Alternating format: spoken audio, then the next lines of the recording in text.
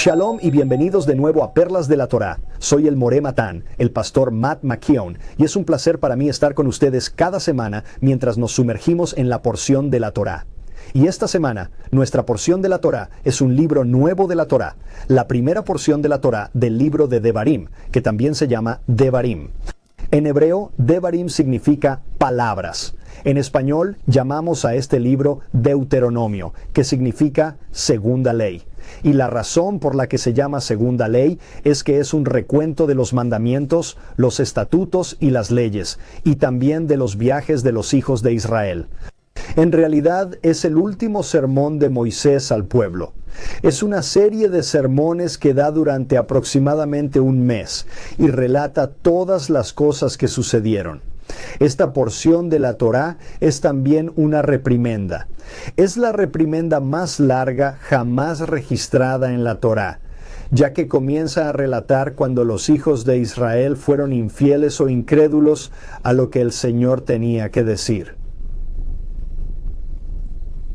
¿Qué has? Así que veamos Sefer Devarim y Parashat Devarim, y antes de hacerlo, recitemos la bendición tradicional como lo hacemos siempre. Bendito seas, Señor Dios nuestro, Rey del universo, que nos has santificado con tus mandamientos y nos has ordenado que nos ocupemos de la Torá. En este libro, Devarim, esta porción de la Torá abarca desde el capítulo 1, versículo 1, hasta el capítulo 3, 22. Y comenzamos a tener una retrospectiva de los viajes de los hijos de Israel. Desde una perspectiva judía tradicional, Moisés comienza relatando el viaje desde Egipto hasta el borde de la tierra prometida. Ahora el pueblo puede ver literalmente la tierra prometida desde aquí. Están justo en el borde y él enfatiza las lecciones que aprendieron y los desafíos que enfrentaron, incluyendo el episodio de los espías y la negativa a confiar en la promesa de Dios. Desde una perspectiva, o por un lado, cuando miramos esto como una reprimenda, puede ser un poco triste ver todas las veces que el pueblo fracasó, todas las pruebas que fallaron. Pero cuando lo miramos desde otra perspectiva, son lecciones que aprendieron. Y al mirar hacia atrás en su historia, es algo que continuamente puede ser una experiencia de aprendizaje para las nuevas generaciones que nacen.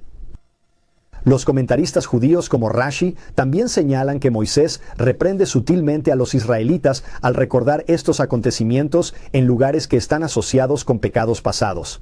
Vamos a entrar en eso en un momento, donde enumera nombres de lugares de ciertos campamentos. Pero la razón por la que enumera esos nombres de lugares no es específicamente por el lugar, sino por lo que sucedió en ese lugar. Es una forma de traerles a la memoria, de reprenderles sin machacarles la cabeza. Así que utiliza esto como un momento de enseñanza. Y estos viajes son nombres de lugares como momentos de enseñanza sin mencionar directamente los pecados en sí. A veces tenemos un incidente en nuestras propias vidas, una anécdota embarazosa, o tal vez algo que sucedió en nuestras vidas que fue un error. Y alguien puede decir, ¿te acuerdas de lo que pasó en Nueva York? O cualquier otro lugar. Y nos trae a la memoria lo que ocurrió en ese lugar concreto. Y eso es exactamente lo que Moisés está haciendo aquí. Ahora bien, desde una perspectiva mesiánica, Yeshua en su ministerio a menudo recordaba a sus seguidores las provisiones anteriores de Dios como una forma de reforzar su fe y una forma de ayudarles a afrontar los retos futuros. En otras palabras, para decir, mira cómo Dios ha sido fiel aquí. Así sabemos que Dios va a ser fiel en el futuro.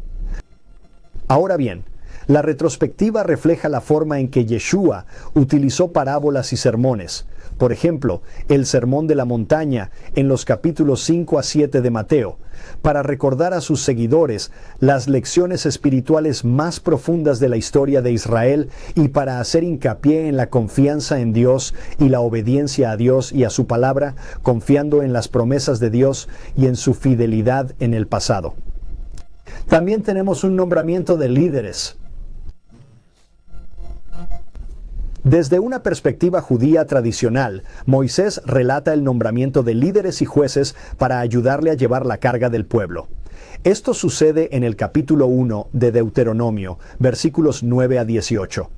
Este establecimiento de un sistema judicial subraya la importancia de la justicia y el gobierno ordenado en el pensamiento judío, tal y como se refleja en las discusiones del Talmud. Esto se ilustra primero, por supuesto, en el Tratado Sanedrín 1:1, y esto elabora sobre las calificaciones y la responsabilidad de los jueces. Establecer líderes es algo muy importante en la casa de Israel. Y siempre hay una especie de cadena de mando. Siempre me gusta cuando se hace la bendición sacerdotal, el Birkat Kohanim, porque hay una cadena, hay un orden. Preferiblemente lo que se quiere es un Cohen para hacer esto. Se quiere que alguien de la línea sacerdotal dé la bendición sacerdotal, pero si no hay un Cohen disponible, entonces se le pide a un levita que lo haga. Y si no hay un levita disponible, entonces alguien de Klal Yisrael, alguien del pueblo de la congregación de Israel. Me gusta cómo funciona esto. Hay un orden.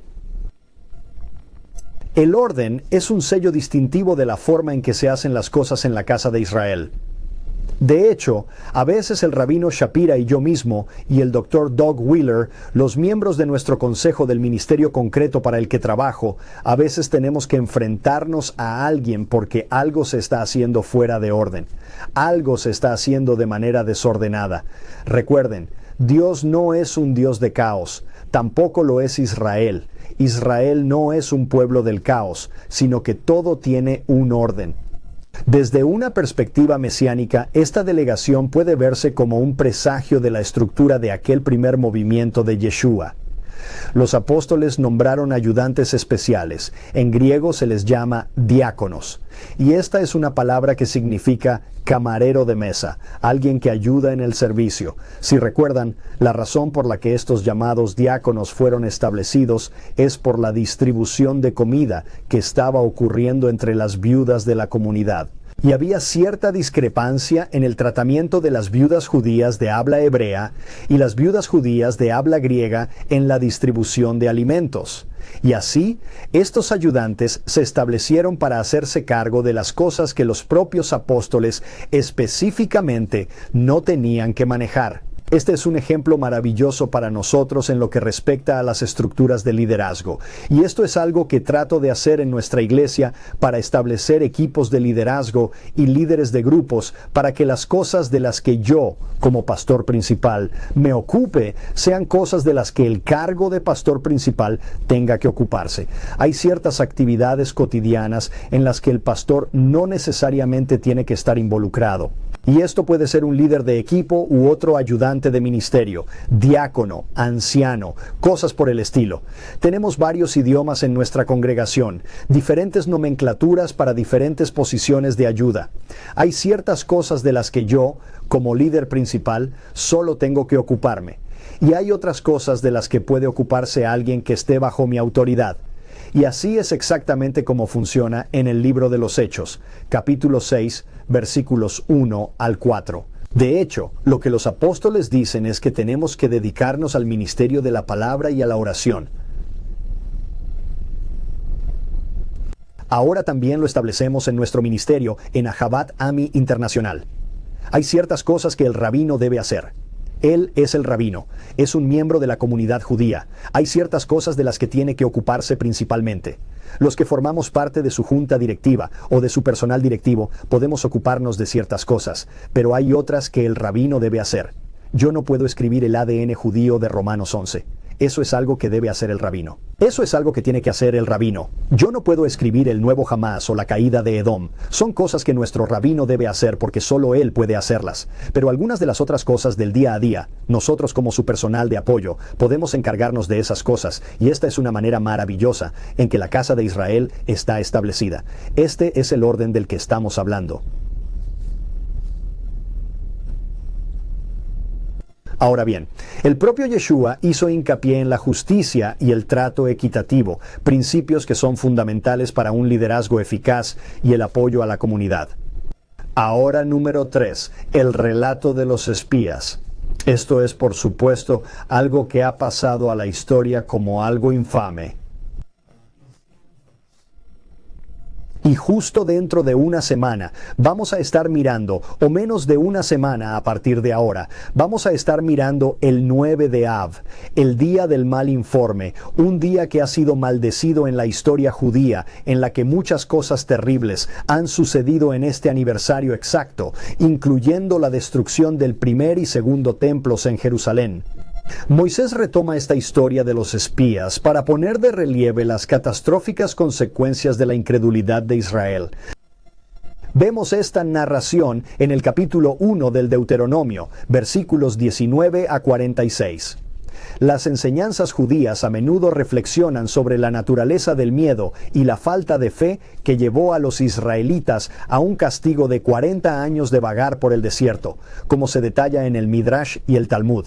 Recuerden, no solo todas estas cosas malas sucedieron en este día, sino que ese fue el pecado que causó que los hijos de Israel vagaran por el desierto durante 40 años. No le creyeron a Dios y cedieron a su miedo, diciendo que no somos lo suficientemente poderosos. Y si recuerdan lo que dice en hebreo, cuando dice que la gente eran gigantes y nosotros parecemos saltamontes comparados con ellos, ellos son más fuertes que nosotros. Lo que realmente dice en hebreo es, ellos son más fuertes que Dios. ¡Qué afirmación tan peligrosa!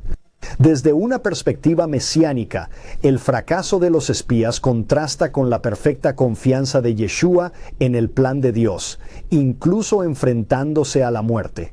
Recuerden que se nos dice que por el gozo puesto delante de él soportó la cruz, que resueltamente puso su rostro hacia Jerusalén. Nos recuerda a Abraham Avinu y a nuestro padre Isaac cuando caminaban juntos.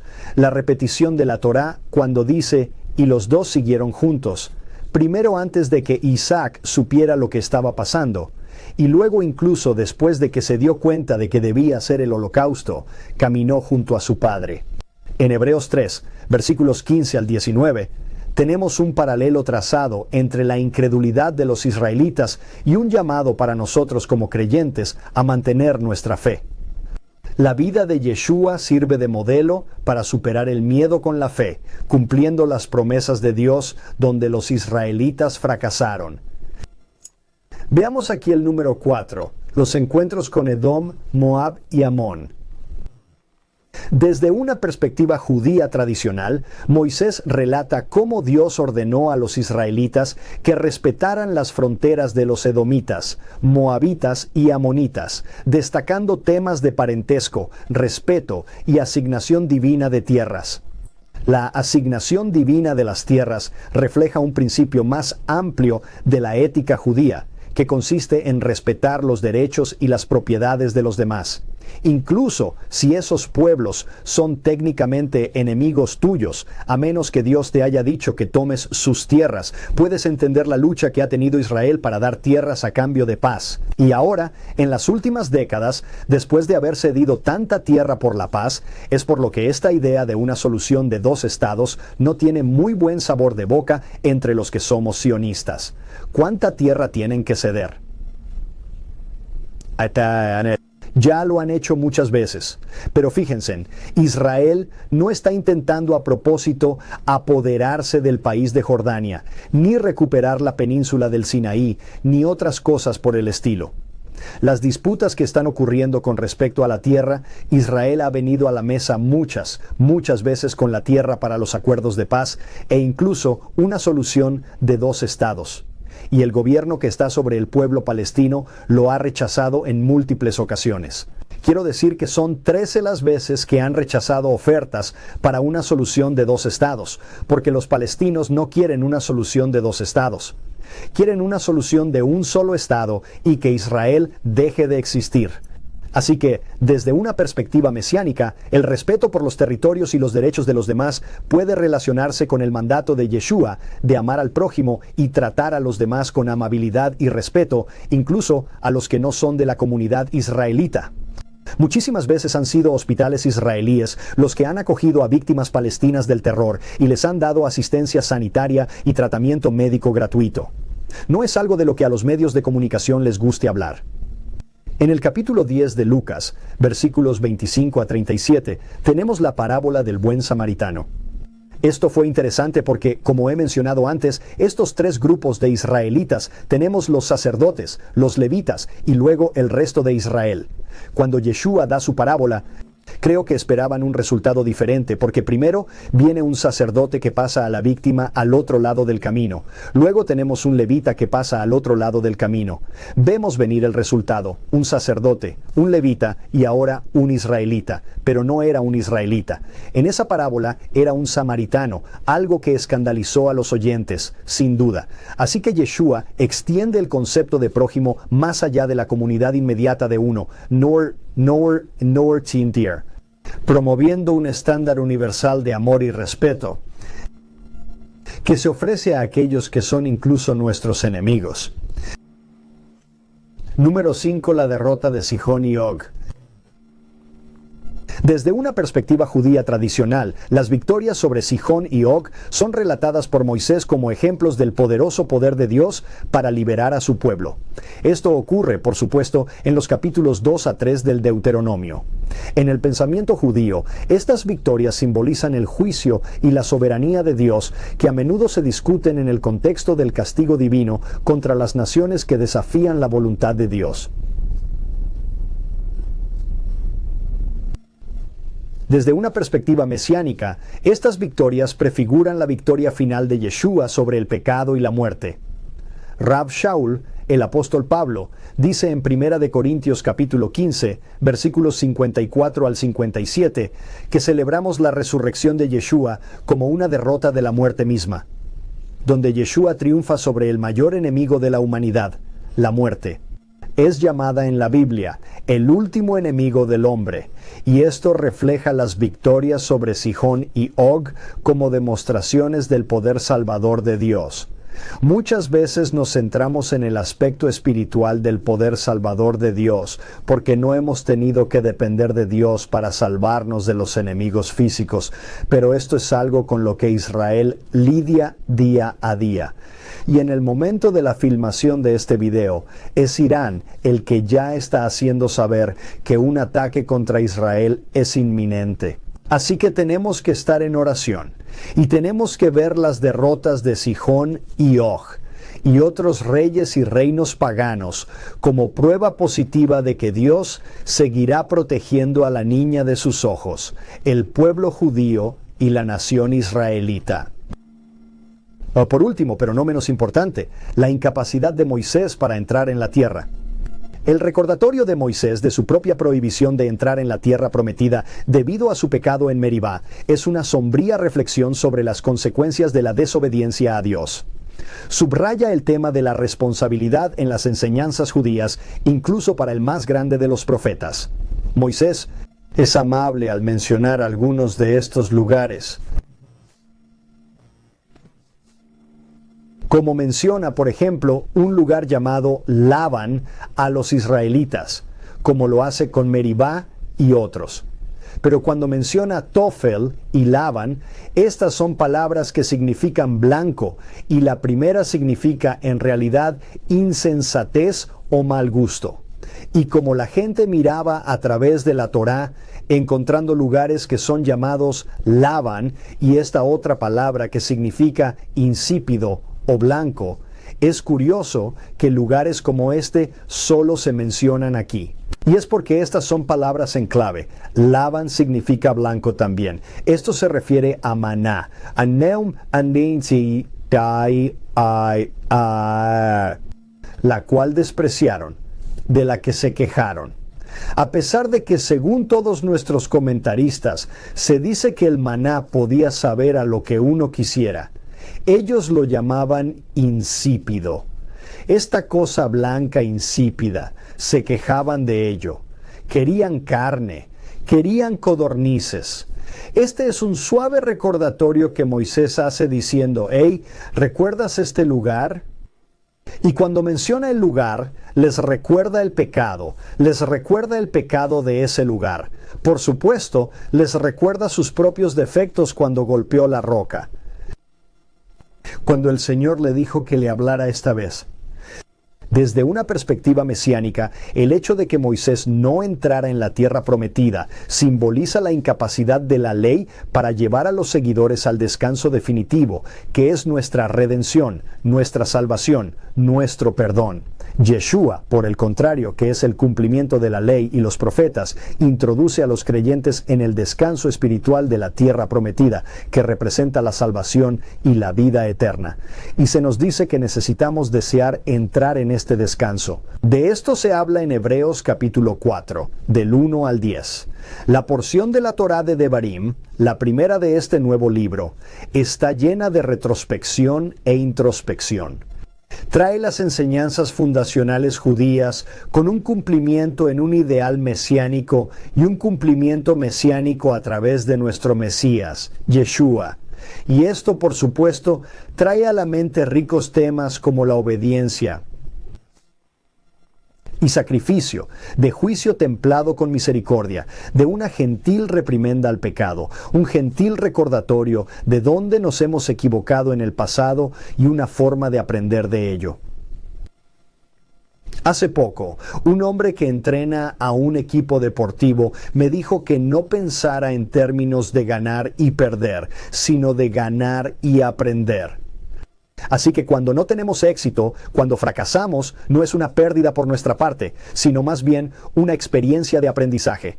Es un momento de enseñanza, igual que Moisés dio momentos de enseñanza aquí al principio de esta larga pero suave reprimenda a los hijos de Israel. Oro como siempre para que esto haya sido una bendición para ustedes y quiero agradecerles personalmente sus oraciones mientras estuve viajando por el mundo con el Rabino Shapira durante el último mes. Es maravilloso estar de vuelta en casa y aquí en mi oficina, pero echo de menos a la gente que he conocido por el camino y sigo orando por ellos, por todos los diferentes países que hemos visitado. Está levantándose un avivamiento y se está produciendo una separación entre ovejas y cabras. Estén en el lado correcto de la historia y estén en el lado correcto del Mesías mientras estamos del lado de su pueblo, Israel. Ahora no es el momento de tratar de ser diplomático y sentarse en la valla. Estamos inquebrantable y desvergonzadamente con el pueblo de Israel, con la nación de Israel y con el Dios de Israel. Muchas gracias por acompañarme. Que las más ricas bendiciones de Dios se sumen a vosotros. Shalom.